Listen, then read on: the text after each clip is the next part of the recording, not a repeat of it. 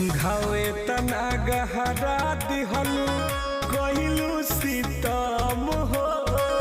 हम नहीं जननी बारू तू बेरहम हो साफ निर्भय बारू घावे तना गहरा दिहलू कहिलू सीतम हो हम नहीं जननी बारू तू बेरहम हो तोहरे दिहल का हो जुदाई के जहरिया हम पियते हो पानी ना कि दिहल तोहरे हो दर्द